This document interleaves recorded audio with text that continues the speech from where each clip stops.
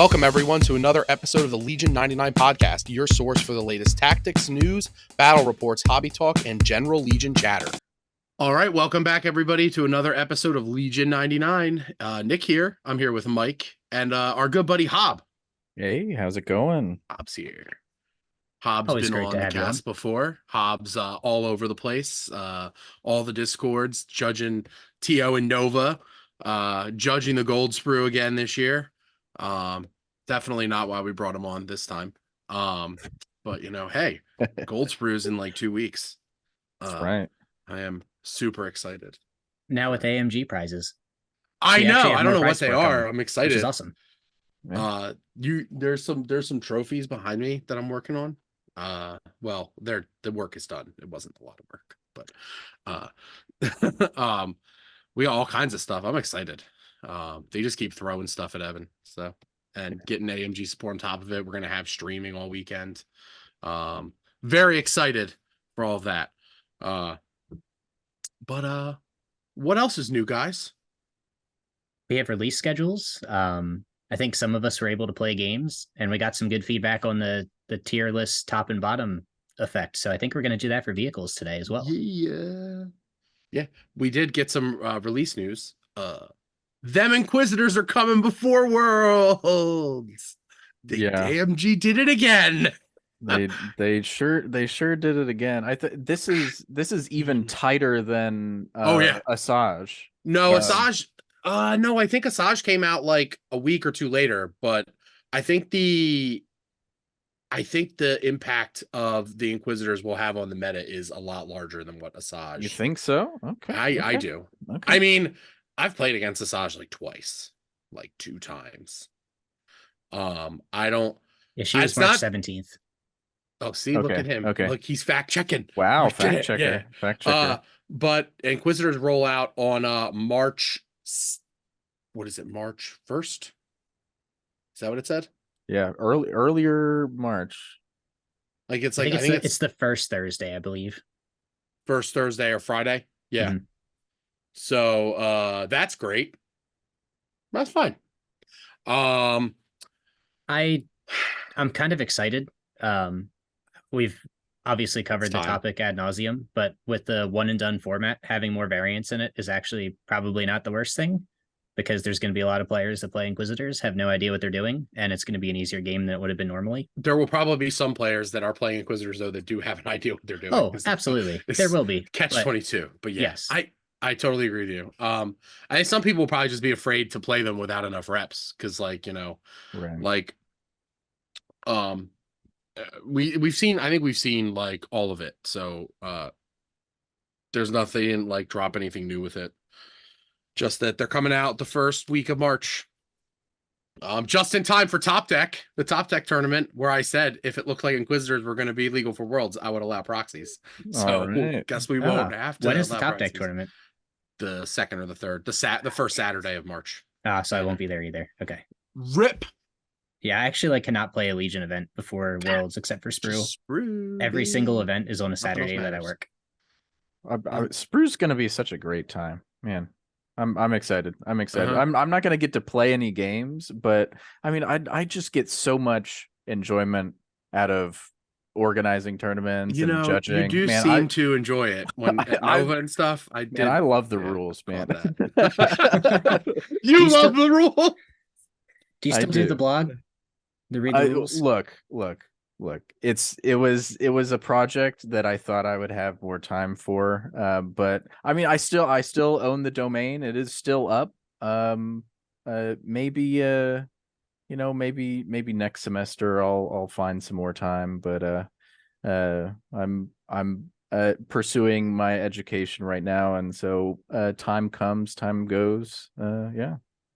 And the rules will always be there. Yeah, the rules will always be there. Yeah. There'll always be something to talk about. I'm excited for Sprue. So we had Evan on 2 weeks ago, along with our buddy Pat, who we pushed him off the ledge, and he's coming to the Sprue with us. So we're very excited. All right. I hope to see a lot of first-time Gold Spruers there, and many returning Gold Spruers. That's how I'm referring to people now. If you went to Gold Sprue or if you didn't, So you should go so you can be part of the best East Coast event ever. So we had Evan on last time, and he talked a lot about he talked a little bit about like how there's going to be a grand champion who's like king of the world, basically, like not necessarily the best player, but like a mix of all. And like he showed me the packet like immediately after, so I saw like the hobbying rubric and stuff like. And I'm making a display board now. Yeah, you've been So sending me little pieces and yeah, bits of it's almost done. It's gonna be pretty exciting. It'll probably be done in a few days. Nice. But yeah, I'm pretty psyched about it. It looks great so far. But I went kind of crazy. It's huge too. I probably like I had like I grabbed at an FLG event, somebody left behind like one of those trays they give you, or you can buy like the MDF trays. And I decided to use that because what better, you know? But it is huge. It is like 2 feet wide, so it is quite a big thing. It probably will be a hassle taking it table to table, finding places for it. But you know, because it's also got some. It's gonna have some height to it. It's you know, I'm excited. Wow. I know. I have a little foam box for my display board, so I don't think I'll get any points that way. I painted all your models anyway, so I get all of the points you get. I think this is actually how it works. Yes. Yeah. Yeah, that's true. But so how do you guys think that the Inquisitors are gonna do at Worlds for sure, but like at all these other events too? Because so I mean the direct comparison is to Asajj, because Asajj is also fairly low health. Her offense is really good. I think the major difference is the Inquisitorious training, which offers a coin flip to cancel some little force better than abilities. a coin flip, but yes, a little bit better. It is any white paint, right, on a red die. That sounds right. It is, yes. It's a blocker surge. Yeah, I'm gonna pull up the cards right now, so I have them in front of me because it's been a minute since I looked at them. I don't think they're going to do exceptionally well, but I do think that's because people are going to build to play against them. I think they Interesting. I think they're going to shift how the meta plays. I actually think that you're going to see a little bit more long range. Let me cut that out. I think you'll see less mid range, and you'll see people either completely tech into like melee Wookiee skews, or you'll see people tech completely into really long range 4 gunline builds and kind of cut out I'll say like the T21 Stormtrooper concept, where there's not going to be as much range 3 engagement. And I think they're going to suffer against that because I don't believe they have enough wounds to handle a Wookiee battle force. I also think the Empire gunline is too weak to handle a consistent range 4, like triple to quad arc gunfight. So I think that they will do less positive than people thought, not because they're weak units, but because they're easy to counter in Empire's current state. So all right, so like the big thing I think really, other than them being, you can take essentially now you can take 3 operatives if you take both of them. They're very aggressively costed for what they bring. You know, Fifth Brother has 6 wounds, and he has enrage. So that's a lot on a red save. He doesn't get charged until you shoot him, so that's something. But what do you think they affect the most? Like I think specifically we're talking about Inquisitorious training. Like which force users are affected the most on paper by Inquisitorious training? I don't think it's Anakin. Like Anakin, like a skilled Anakin player probably doesn't, like, you're not trying to get Anakin engaged with anything. You're trying to support your army and hang back. So I don't think it affects Anakin as much in like a high-end competitive setting, I should say. Obviously Anakin doesn't have disengage and he has no way of like accessing things like that. So if like he needs to leave and like they shut down force push, like he's just kind of like screwed. Personally, I really wish, and I don't think it works this way, but like it would be great if they rolled the die when you declared the force push and then you didn't have to exhaust it, because feels like having to exhaust your force power, and if you don't have like Master of the Force 2 or something like that, and like you don't get it back, like, you know, and it didn't cost them anything. I'm sort of like all over the place here, but Yeah. sorry. I worked today. It was a long day. But All good. uh, All good. so I'm kind of looking at things like which force users are most affected by Inquisitorious training. Hob, Anyone have any thoughts here? Yeah, Hob, do you want to answer, Take and it I from can me. go from there? Yeah. I think for sure. I think one of Vader's only things is now, since he doesn't have choke, is getting in there with burst of speed and then pushing someone into him to give him that nice padding. But if it's a 33% chance that he actually pulls that off now, because the thing that you want to engage is protected by an Inquisitor, I see Vader going even further down the rankings. Vader's had a very tough few months here. Yeah. With burst of speed getting increased in June, and Blizzard Force too. Blizzard Force and choke. Man, he's had a rough go of it. And I think this affects him the most. I think that in general, I think that Inquisitorious training is going to be harder, or I should say easier to play around than a lot of people are thinking, because I mean a circle of range 1 is it's hard to avoid, but you can get around it. You just the thing that you can't do is push. You can't engage them without a backup them. plan, without like a Exactly. plan, right? Yeah. Like if your plan revolves around, I'm going to dive into these Inquisitors and I'm going to attack this one and then I'm going to force push the other one. Well, right. You can't guarantee that. You can't guarantee that that's going to work anymore. So you better have a better plan. Yeah. I think the best force user that's around right now, Yoda, I don't think he really cares. I don't think he really cares. He can come in with speed 3 with his 1 pip, double tap one of the Inquisitors, probably kill it. They're only they have so few health. I don't see them making as much waves against these boogeymen lists. I tend to agree. I think both of you made points that I'd like to slightly expound on. With saying Vader's most affected, I actually think it's CIS Maul, because he actually has to take the recover action to even get his pushback. And then he suffers from all the same problems that now Vader has, with the lack of choke, push, and burst is more expensive. So you're potentially giving up one of your free actions and losing your charge attack. But similarly to that, like the aggressive dark side force users actually, I think, are most impacted by the Inquisitors, and none of them are super high up the totem pole to begin with right now.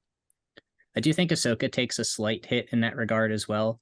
She obviously still has her nuke with the 1 pip that guarantees, the massive damage output, barring dice saving variants. But she also can't do the I'm going to burst into 3, set off the nuke, and then force push someone in reliably now. That's a dangerous aspect, and she's a major part of the rebel lists. And then going to the force users on the Republic side, I don't really think it affects Yoda in the slightest. If your Inquisitor is in the middle of my clone army, one of 2 things has happened.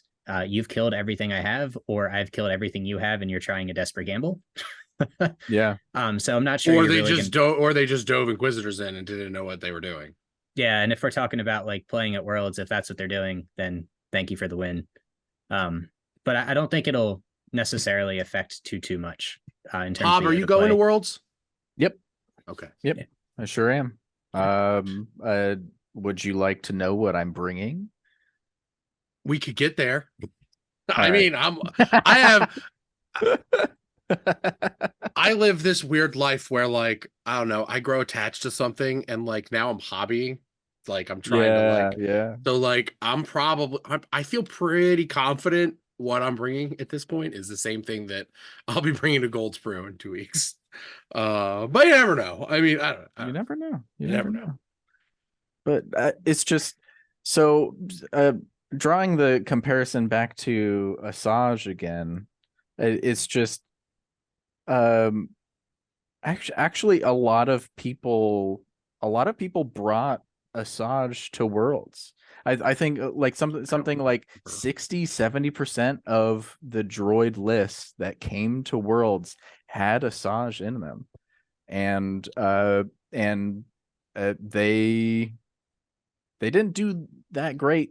No, it was a lot of Asajj CAD because people thought that was going to be the hot thing when she dropped.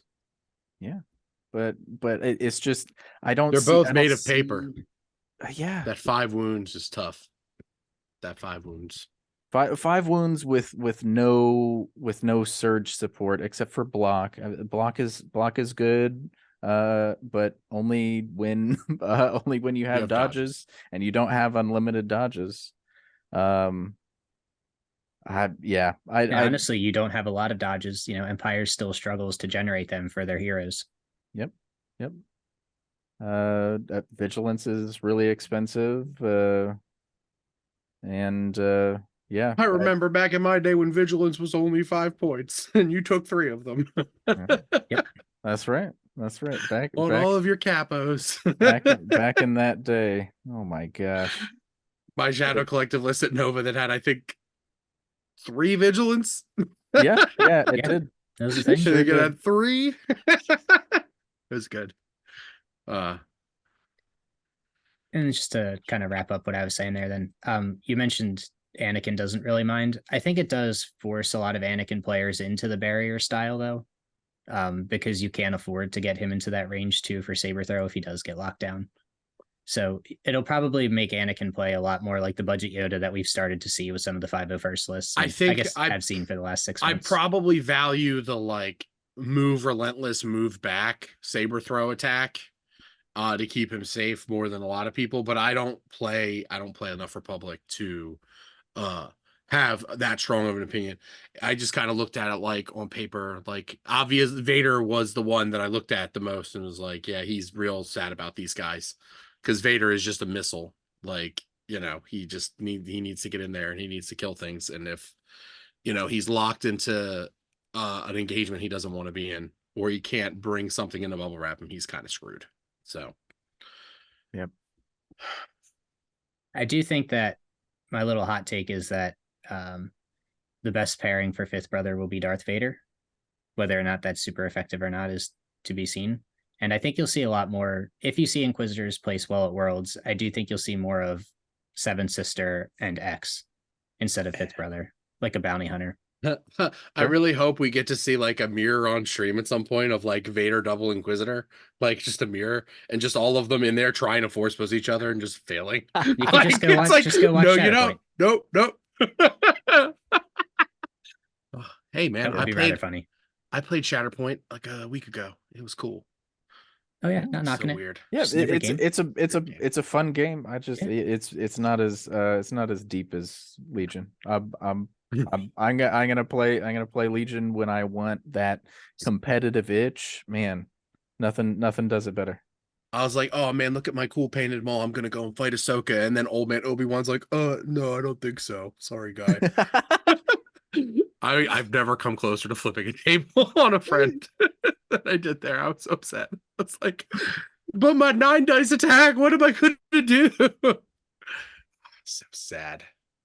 But so in response to your hot take, Mike, I think my version of that hot take is I think the best version that includes Inquisitors is Vader, both of the Inquisitors, and just something else. Guys with med droids, and you just bank on your opponent picking targets poorly and being overwhelmed. Yeah. And people have won that way many times. It's how the Maul B2 list works. It's how Yeah. some of the Wookiee melee works. It's a relevant topic. Triple Magna. It's always been here for that, overwhelming skew. That's right. Yeah. That's right. I mean, I'm excited for new stuff, right? Like ultimately, like I love this game. Even though competitively, like these guys might make me very sad. I'm excited that people get to play with new toys. It's cool, right? I don't know.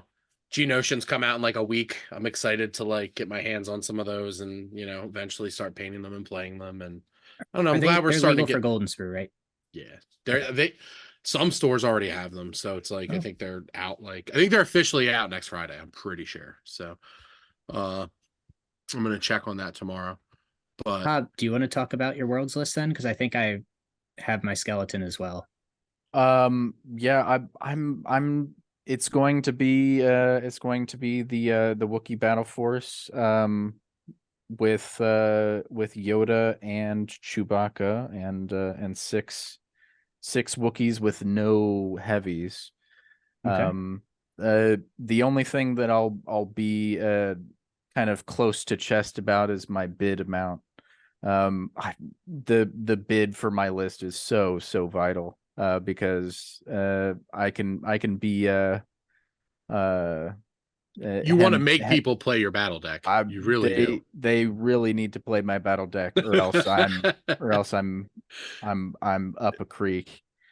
But it's what I've been playing for the last 6 months. No, has it been 6 months since they've come out? About Something like that. So ever since they came out, I've been playing that list, and I've been having a ton of fun, and my models are painted great. And so I'm just like, I want to take something to Worlds that I'm proud of the paint job.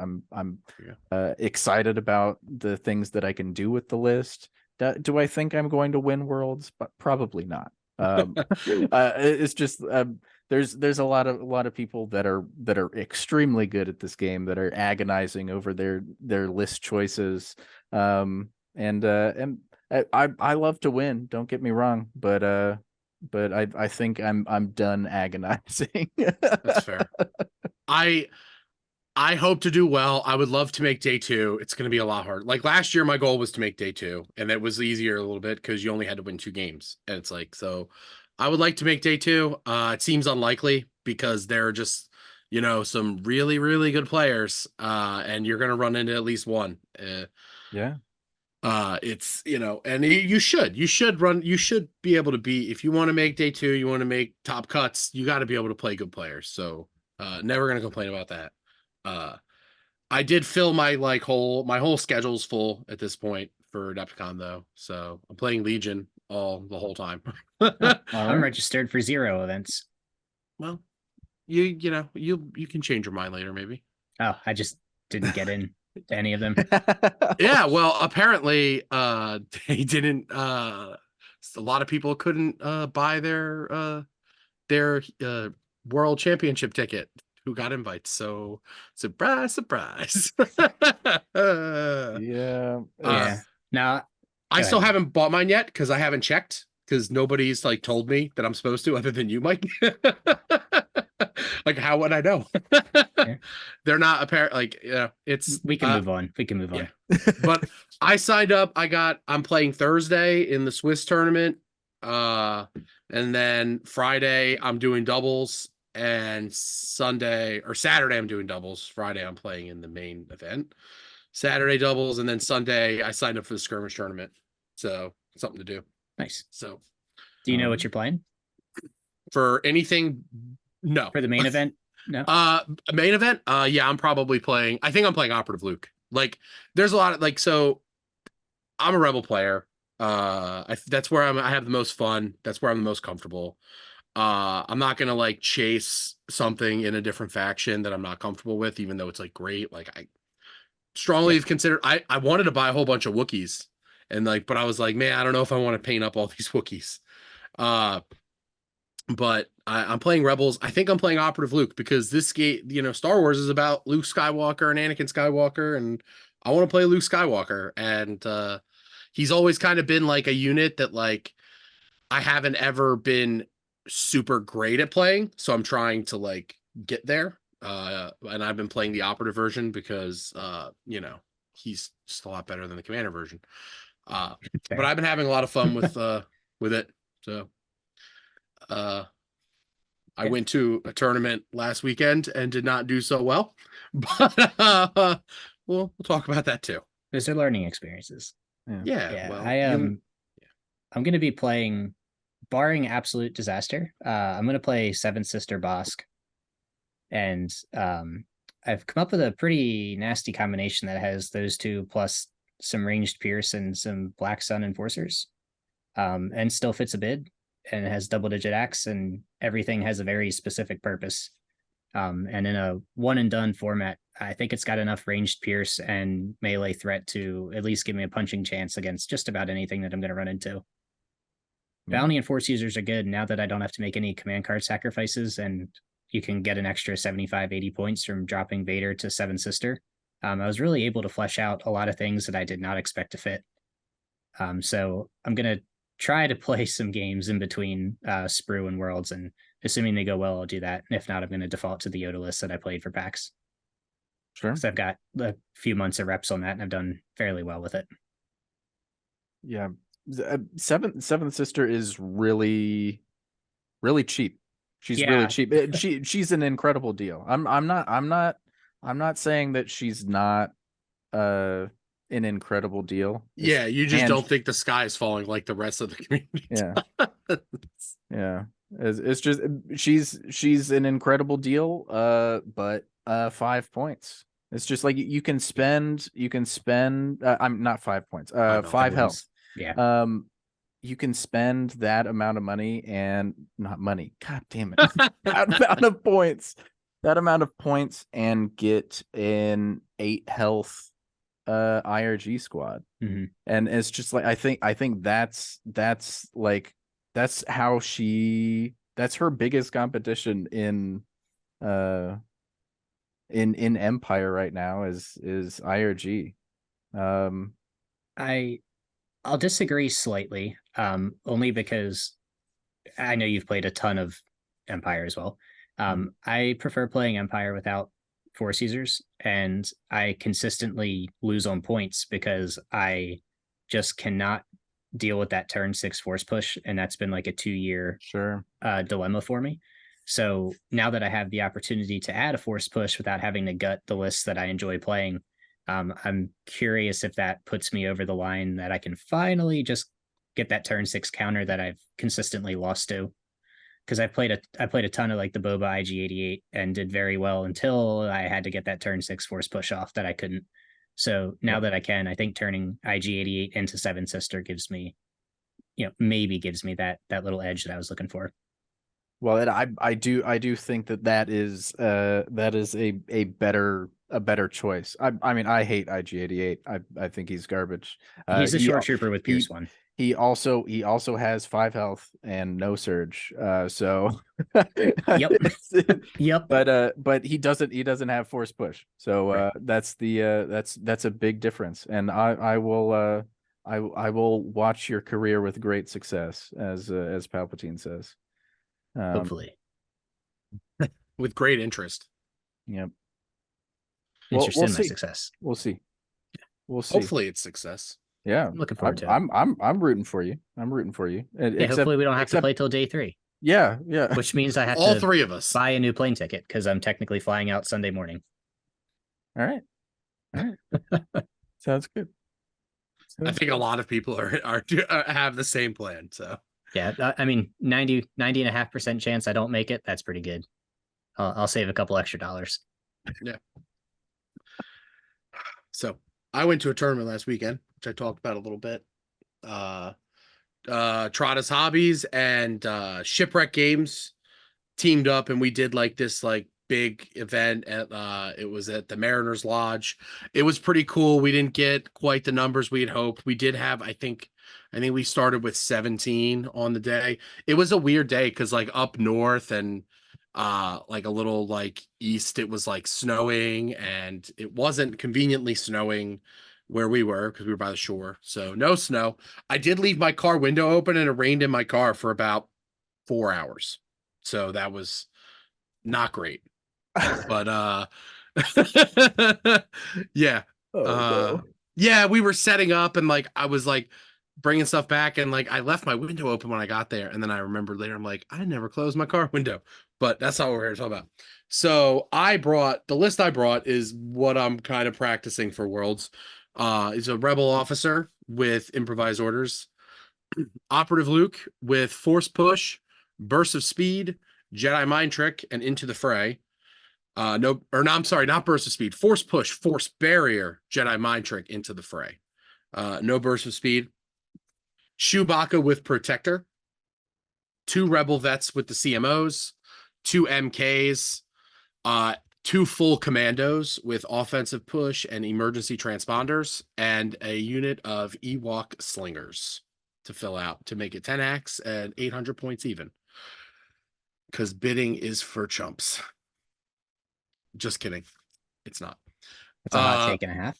Oh yeah, no, it's not. I just choose not to. I never do well when I bid. So, anyway, so I ended up playing. I got to play in the tournament.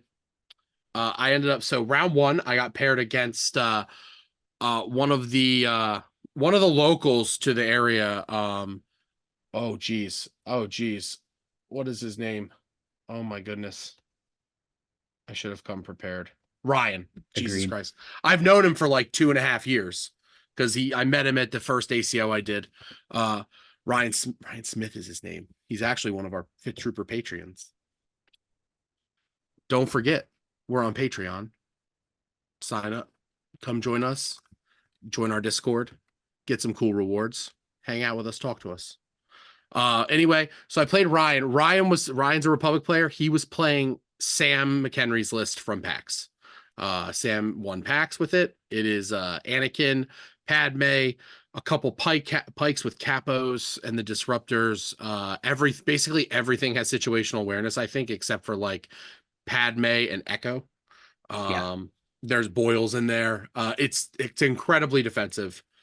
And my list is kind of set up for some defensive shenanigans early with Chewie Protector, but he's way less good at it, and he doesn't really sustain it for very long.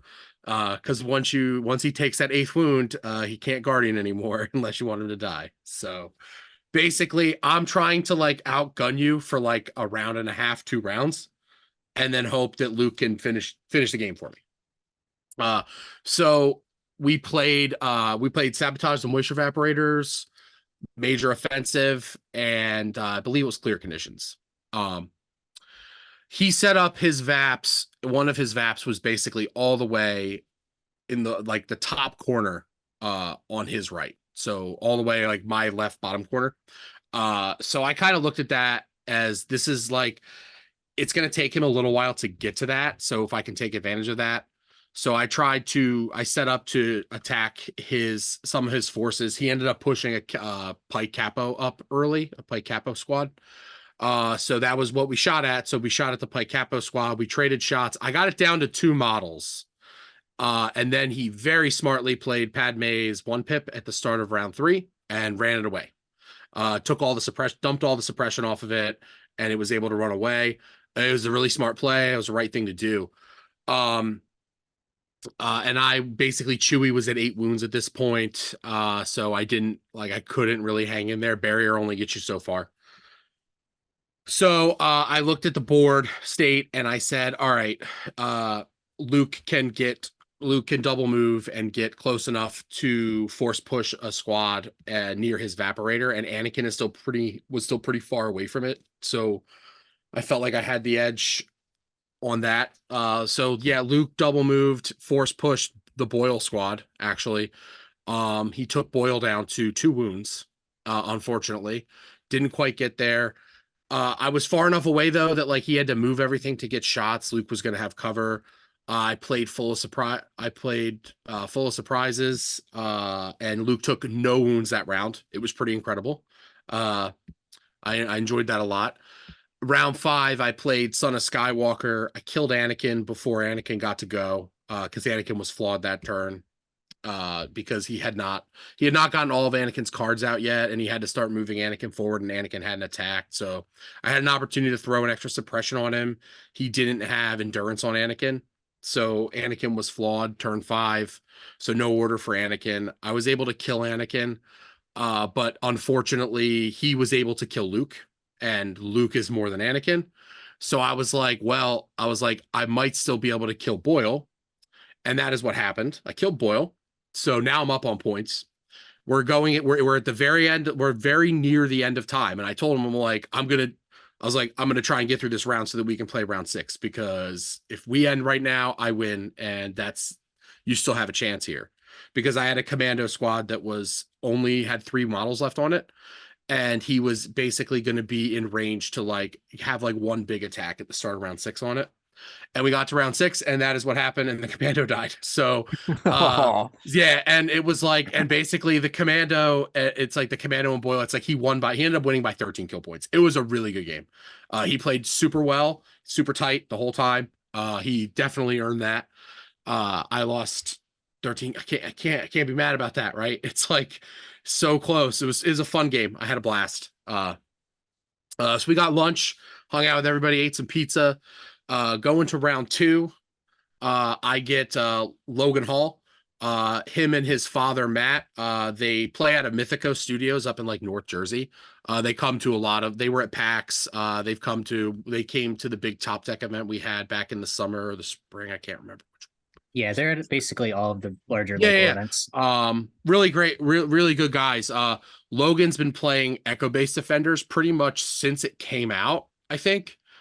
He's been playing the 4FD version, which is incredibly, like, it's just incredibly scary for my list that is all white saves. It's, he had the suppressive generators on them and everything. We ended up playing Long March and KP. So I could have either, as I was read all of my games. So I basically looked at it at my last ban. I was like, do I want to play KP or do I want to play Intercept? And I felt like Intercept is far worse, because I will probably need to try and contest the center sooner rather than later. And I need to try and like stay out of range of those FDs as long as possible. So it was like, so I went to Long March. We played KP. It was a weird game. There were a lot of buildings that were very advantageous to me, and I was able to basically position my army to block 2 of his FDs completely so that they couldn't see like past a certain point, and my army was on the other side of it. So those 2 were probably never going to shoot unless like I made a big mistake. And then I stayed out of range of the other 2 the whole game. So not a single FD shot the entire game, and we played 6 rounds. Yeah, it felt a little bad because I just like kept them out of range, and like at one point, like I spent like round 1, round 2 trying to like just take an MK off the table, or 2 MKs off the table with long range commando shots. And I did end up like I got an MK, and then I believe he's at 11x because he's playing Commander Luke. He's playing Commander Luke, 3 vets, 3 MKs, and then 4 FDs. One of the vets has an officer in it, like in the squad, for some extra bodies and some inspire, which really it helped him out early. But I ended up getting an MK. Like by the end of round 3, like we just kept like playing. Like I think I played 2 command cards and he played 1 the whole game. Like we just kept playing standing orders, trying to find shots. It was just, yeah, I had a little bit better no, it wasn't. I got an MK, and then he overcommitted his vets to one side, and I was able to kind of just like, full commandos into vets at range 3. They just don't survive. Like his like he would walk into like range 4 and take vet shots with his CMO, and Luke would bury her or Chewie would protect her, and then I would just like answer with like, okay, here's commandos, this squad's dead. this squad's dead. So I think at the end of the game, it was like I had taken off all 3 of his vet squads and 2 of his MKs. And then he put Luke near the middle to contest the KP, and I just shot Luke, and then at the very end I double moved my Luke, and just touched the KP. So I ended up winning 2-1. It was a good game. It's like it felt bad that like Long March kind of stinks in this case for FDs because like there were buildings and like they didn't get any shots. But it was fun. Round 3, I played somebody who comes to like all of my tournaments in history of tournaments, Graham, who is also a patron. He's plays a little further north normally, but he usually comes to like most of my events that I TO. He's always there. He's been playing Wookiees a lot, and he usually Yoda Wookiees, but he brought out the full Wookiee battle force with Chewie. It was very similar to Richard's list from PAX. There were a few changes, and I can't remember exactly what they were, but this was the first time I've played against, other than it, I played against Kashyyyk Defenders once right after it was released at Top Deck, and it was like the Ozatuk version with the Fluttercrafts. This time, so this was like a more serious version of the Battle Force. I don't think he had shields. He had 2 squads he had 2 bowcaster shooty squads and then a whole bunch of melee squads. And I was kind of exhausted, and like I definitely made a mistake choosing breakthrough over recover to play. That was a big mistake I made.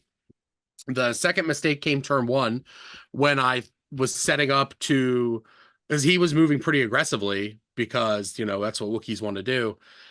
And so I set up Luke to, I was looking at things and I'm like, well, I think I can actually double move Luke, force push through this building and push this Wookiee into like 4 standbys. That seems good. And it's like, I'll probably kill a Wookiee. But as soon as that Wookiee loses a model, it gets to move back.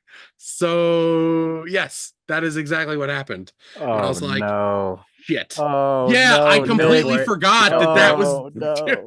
No, I knew they would get to do that, but I'm like, oh well, I'll get to spend my standbys. And it's like, no, you only get to spend 1, and then once 1 dies, it's gonna run away. So it was like, and I also probably shot with the wrong squad first. Like I shot with a vet squad instead of a commando squad. Probably should have shot with the commando squad. Because also like he kept rolling blocks. Why do Wookiees roll blocks? That's not supposed to happen. But yeah, that happened, and then Luke was at like range 1 of like all of his Wookiees.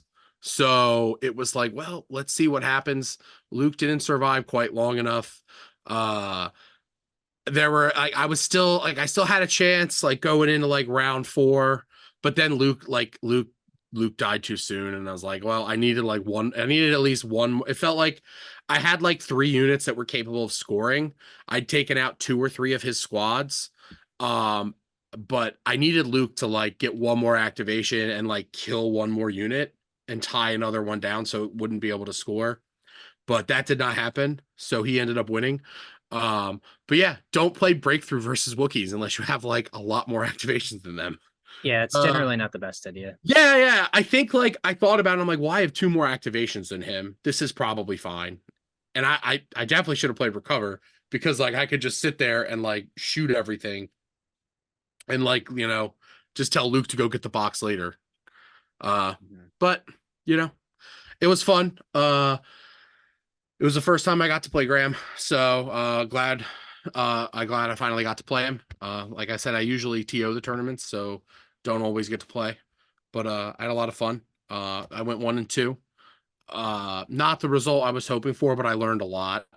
The first game that I lost, it was so close. It's like I can't, you know, it's one of those things. It's like, and when I was like picking, like I could have targeted phase 1 instead of the capo, like the phase 1 DC-15 captain instead of the capo.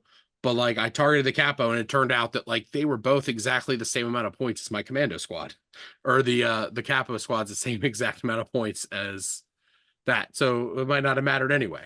But yeah. It was fun tournament. Yeah. Looks like you had three pretty good games against solid opponents. That's I mean that's all you you can ask for. All That's you want from tournaments. Sometimes it just doesn't, like, sometimes, like, you know, the dice or whatnot, or your stupid decision making just doesn't go your way. Usually the second time. Yeah. Don't play Breakthrough versus Wookiees if you don't have a lot more activations than that. Yeah. Or wounds.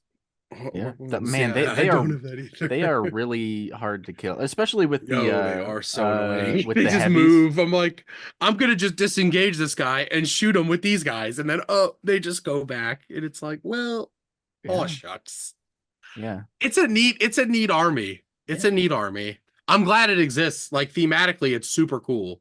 Yeah, like I'm glad that it exists, because, like, people have wanted that for so long. So I'm glad it exists, and it's actually good.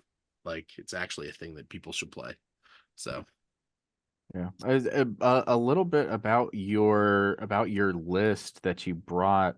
I've played against these full rebel commandos several times now. They're good.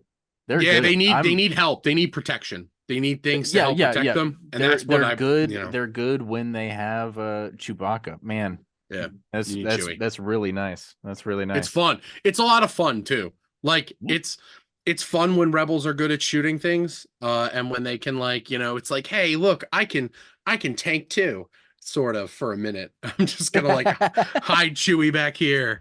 It's fun. I like it a lot. Operative Luke is capable. He's like, I guess I probably played like about like 12 games with the list, or like I had a strike team instead of the slingers for a while, and less upgrades on the commandos. The commandos did not have offensive push. But I wanted to get. I actually think they kind of need it, because they are prone to whiffing, and they just can't afford to, because as soon as they do whiff, they die. And they can't sit there and aim and shoot at range 3, because like, you don't have enough things to protect them over time. So, like, you want the offensive push, like, round 1, so they can, or the first round, move into range 3, shoot, and the next round you pull them, transponder, aim, shoot, move them back. Like, they can't sit at range 3 or even at like range 4, because once they take like 2 wounds, they're just like 80-point strike teams. Yeah, they're just not, and they're like, yeah, it's like, I think Orc said it too. He's like, once they start taking like a wound, it's like that dice pool gets a lot more sad. Yep. Like 6 dice sharpshooter 1 with Pierce is really good, but 5 dice with that is a lot less good. And when one of them's a white, right, and then the others are all black, so you know they can roll one way or the other.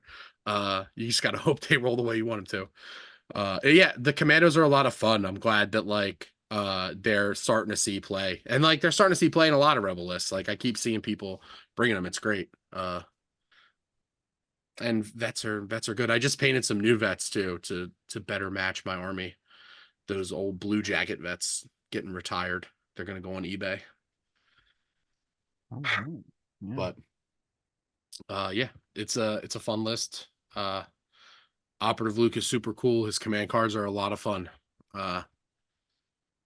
Yeah, they are fun and really good. Yeah, when full of surprises, like when you like get to like tank like 4 ranged attacks because you had full of surprises, and like you had surges from Into the Fray and stuff, it's like really good. It's like, oh, you took no damage this turn. That's fun. Yeah. Only for him to take all of the damage next turn and die. You know, at least he has 7 health versus Ahsoka's 6. Yeah. So that's that nice. 7 health really pushes him over. It's great, and the 4 courage, it's amazing. Yeah. I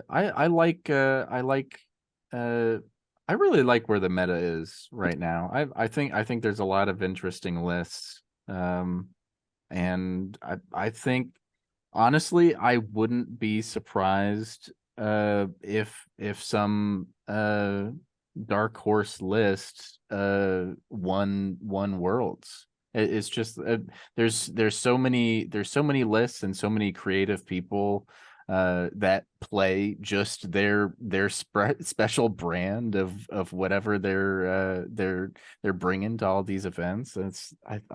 I would not be surprised if we saw something really strange win out. You could make a case that the two lists that finished first and second last year were very strange lists. Exactly. They weren't what we expected. Absolutely not. No, there was only 2 Boba 88s, and there was 2 Black Sun spams total. Yeah. Yeah. 2 of them did pretty well. Yeah, they sure did. One of those Boba IG didn't do so well. No, it did not do well. You gotta just roll crits and win. Yeah, I mean, I did. They just didn't matter. Roll crits and win. My goal for Worlds this year is to do better than I did last year. Embarrassingly, you had so much 3. you ran the train. You ran through the LCQ. I was so psyched. I got there on. You were like, you played that round 3 on stream. I was like, yeah, let's go, because I'm always rooting for you.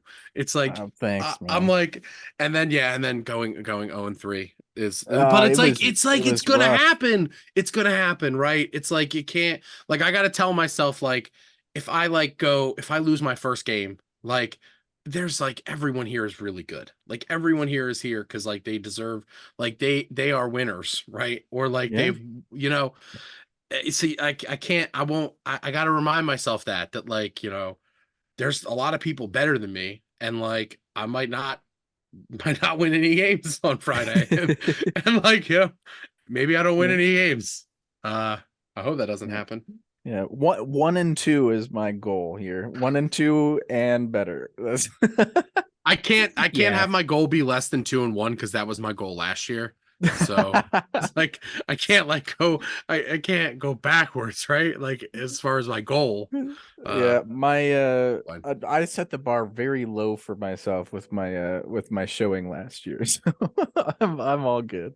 Just a little improvement. I'm in the same kind of boat, Hob. I just want to do 1 win better than last year. I was 1 and 2 last time, so I think going 2 and 1, and I'll be pretty happy with it.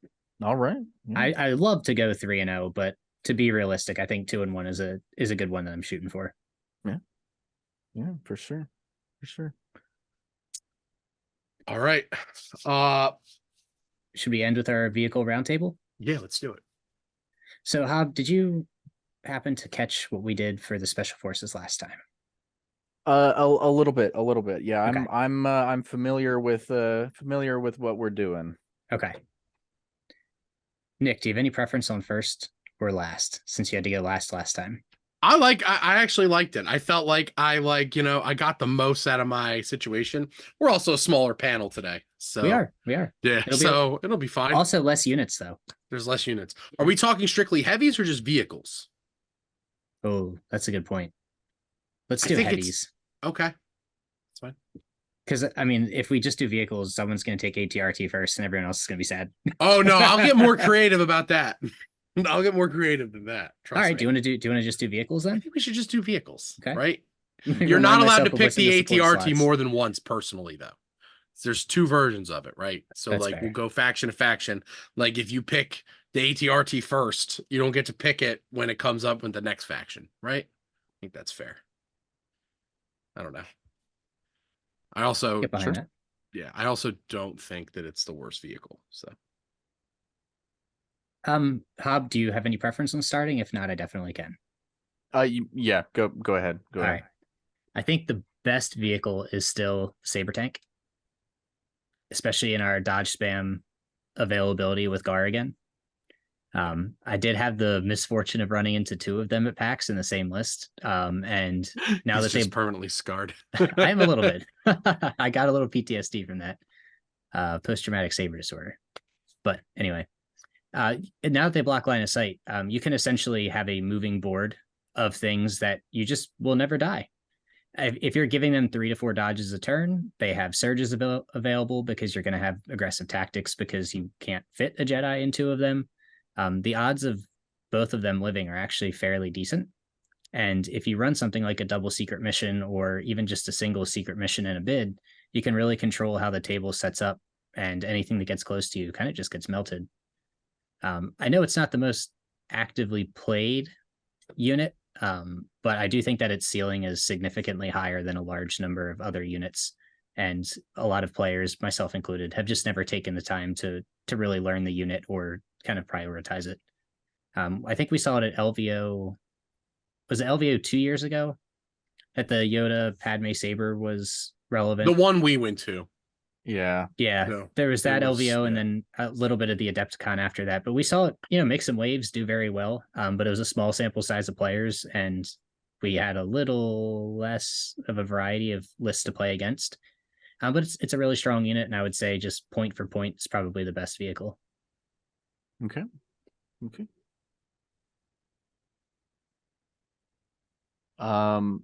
you want me to go, Nick? Do it. All right. Yeah. The best vehicle is the N99 Persuader. Take off your hat, Rob. Out. I think one, its price is incredible. Especially against other heavy token ground vehicles. It's at 145, I think. 145, yes. Yeah. 145. It gets a little bit more expensive when you have the programming that you have to have, of course, but compared to the other ones, it's insanely cheap. The gun is great.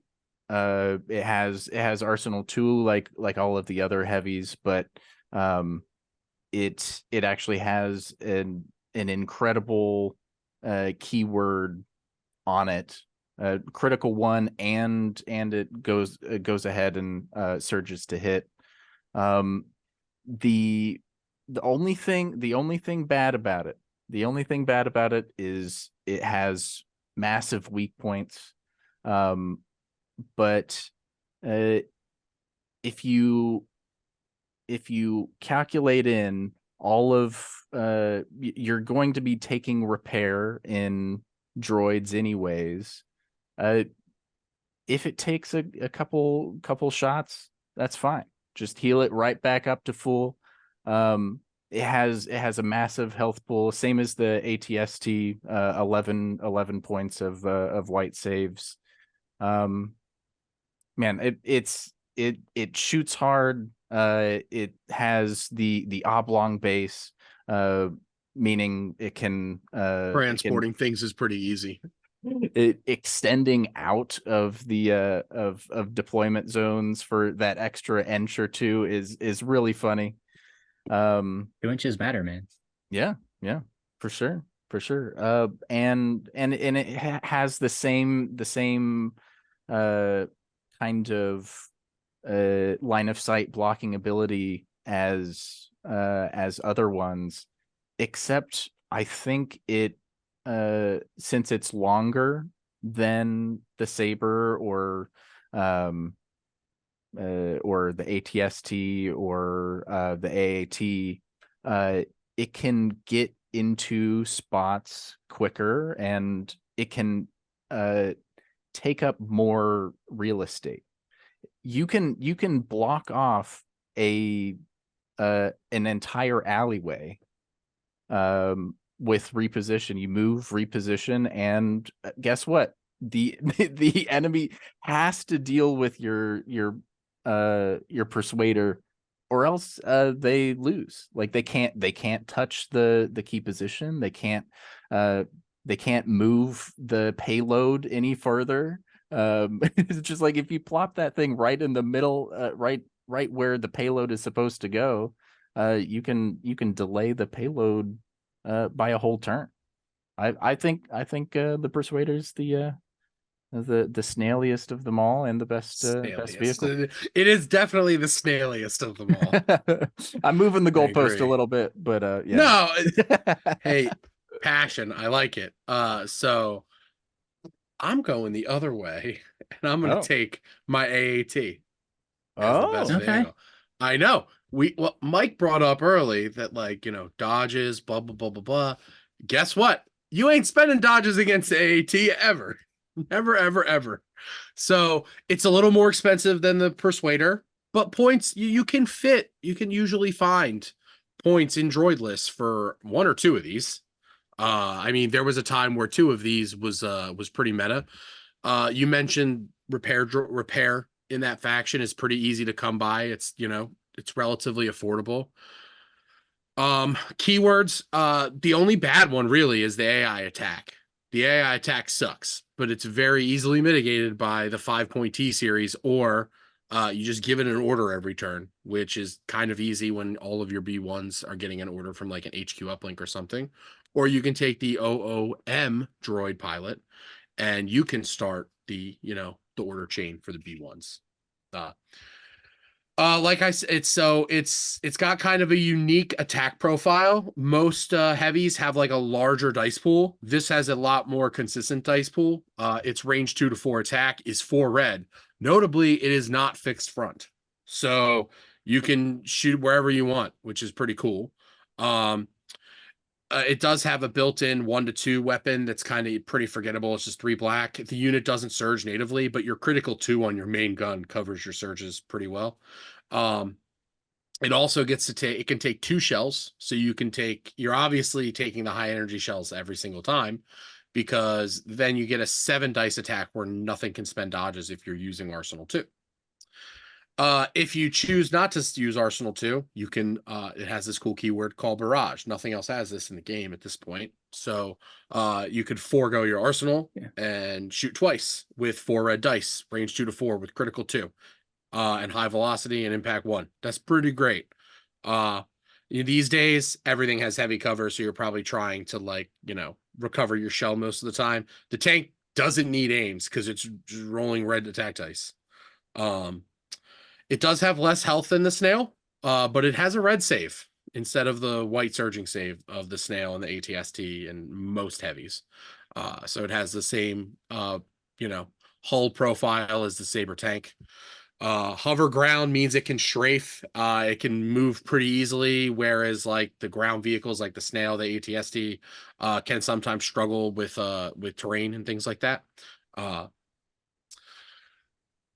I mean, its main downfall is speed 1. It doesn't move as fast as a lot of other heavies.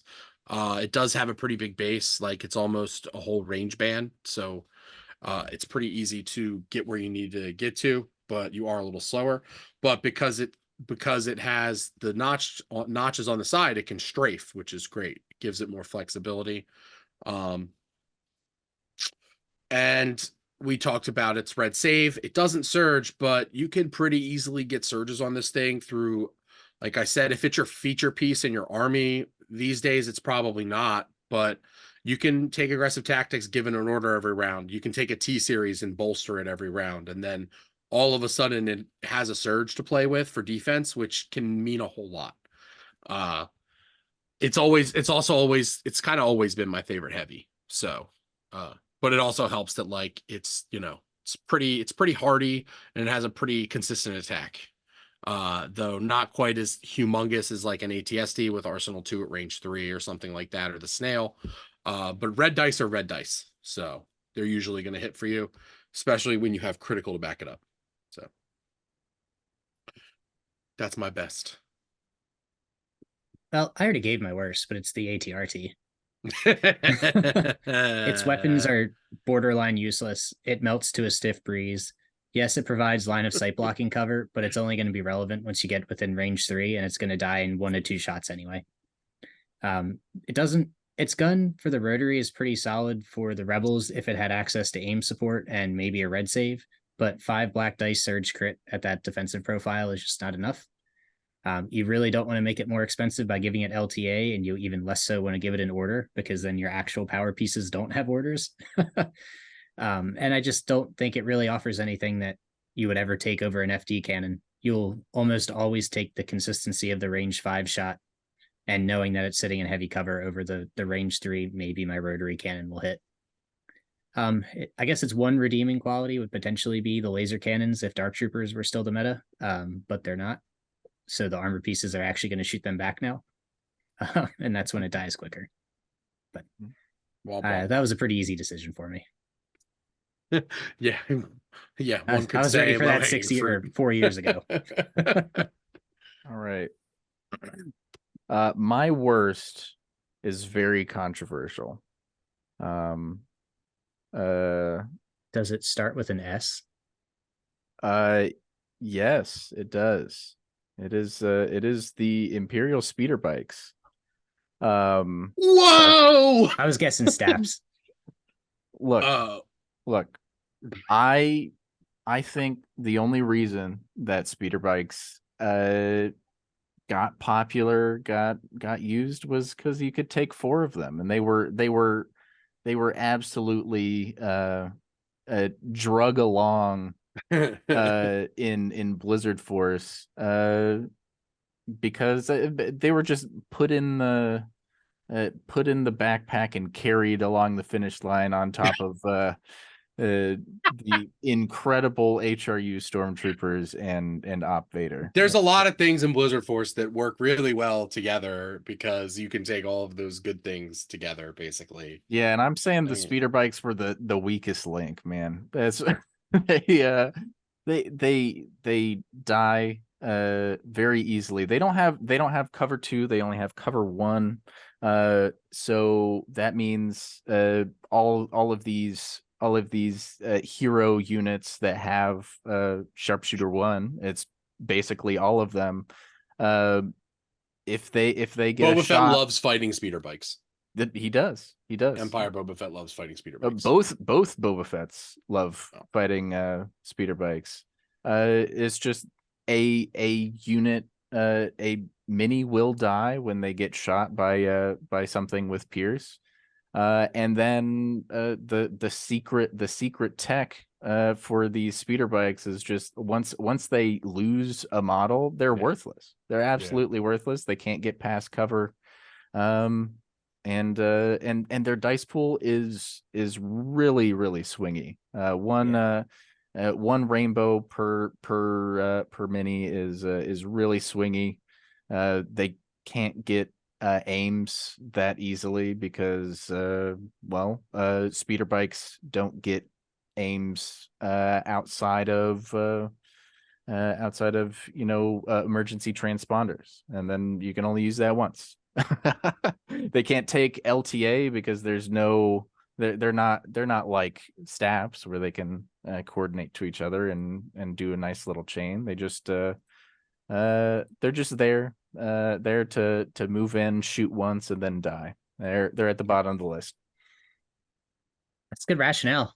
I can't knock. I like your reasonings. I like that. Like, I mean, like, look, he like showed his work.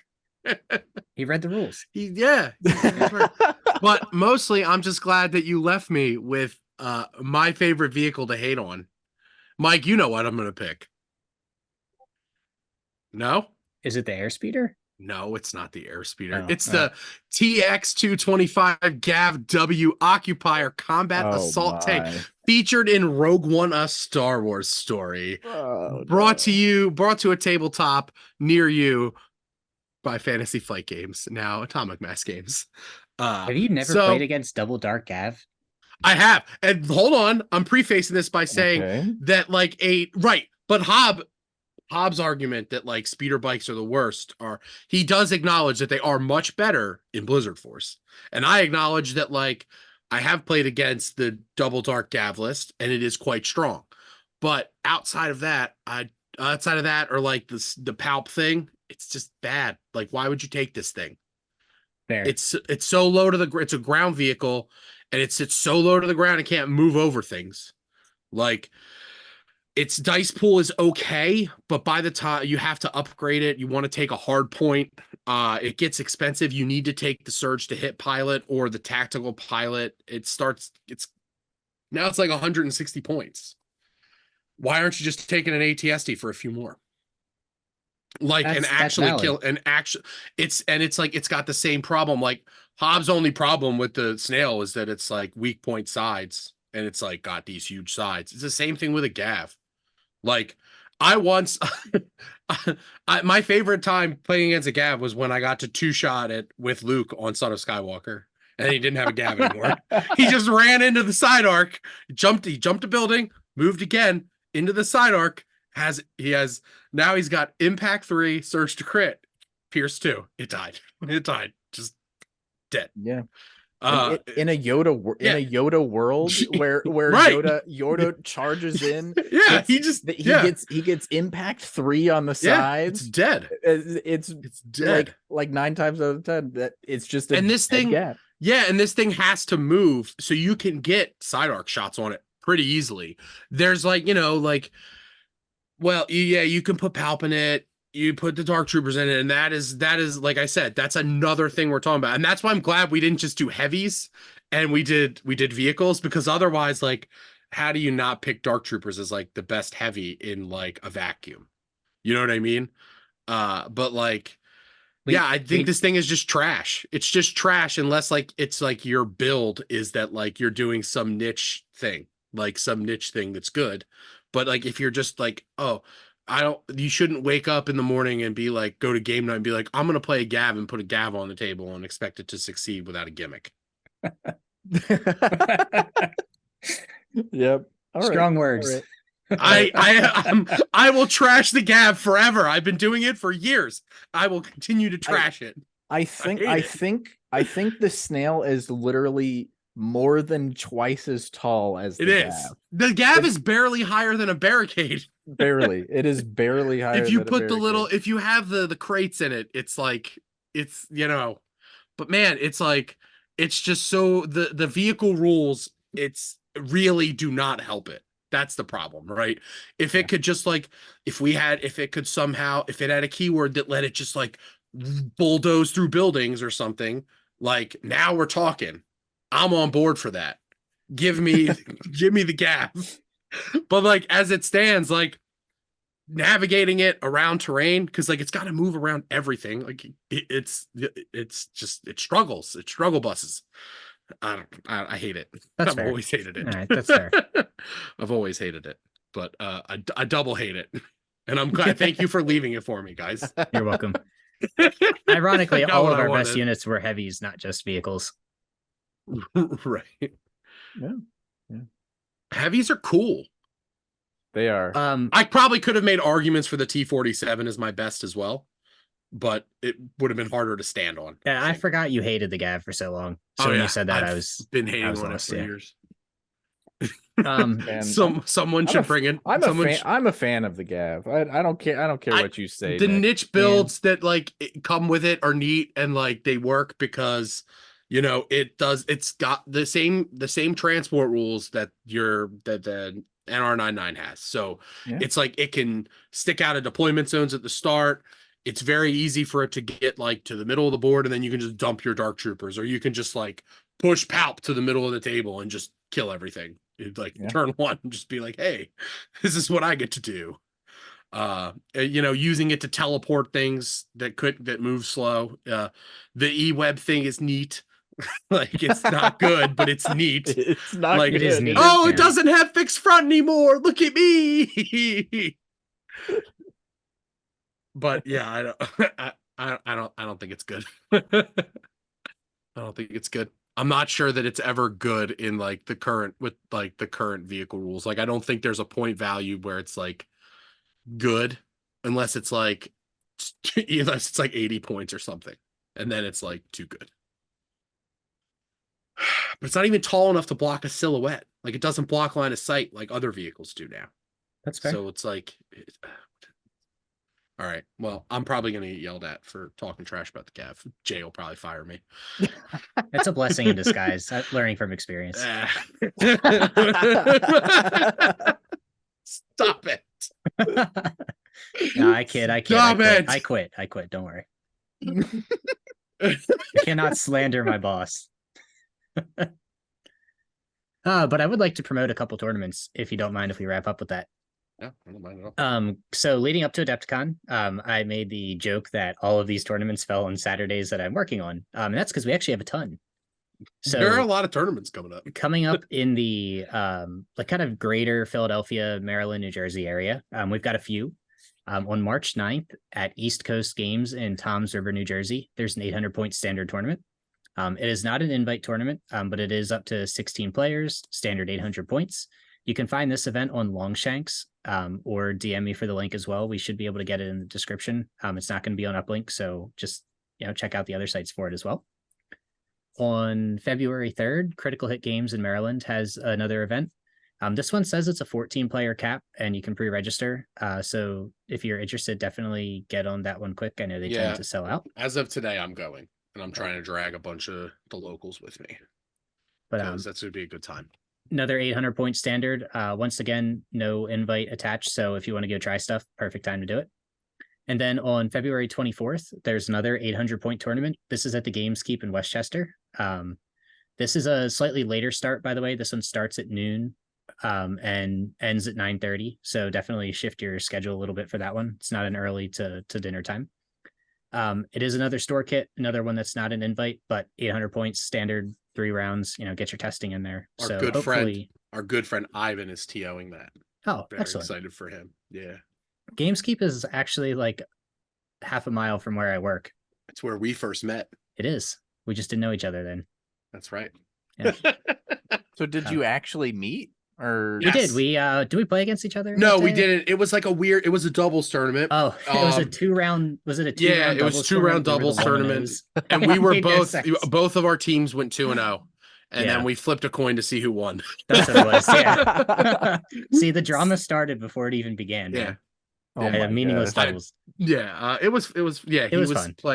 It was a good time. My opponent, my partner ended up having to leave after round 1, and he did not tell me that until because originally I didn't have anyone to play with, and then he was like, "Oh, I'll come, I can play," but we had to play Empire because he only had Empire stuff. I was like, "That's fine."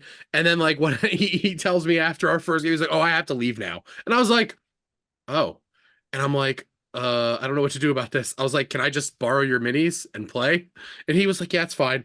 So I ended up playing the second game by myself. It was fun. This is just after Palpatine release, so there is not a whole lot of units. I played Palp and he played Vader. That's what we did, yeah, because there's 6 things you could choose from. Nice. But yeah, so those 3 events are going on. So February 3rd at Critical Hit, February 24th at Gameskeep, and March 9th at East Coast Games. So if you have any questions, please reach out to me. I'm more than happy to send you the links and help with registration. And I mentioned it before. We are having another tournament at Top Deck on March 2nd. Kind of positioning this as a world's prep, last minute. Obviously, no invite because we're way past that.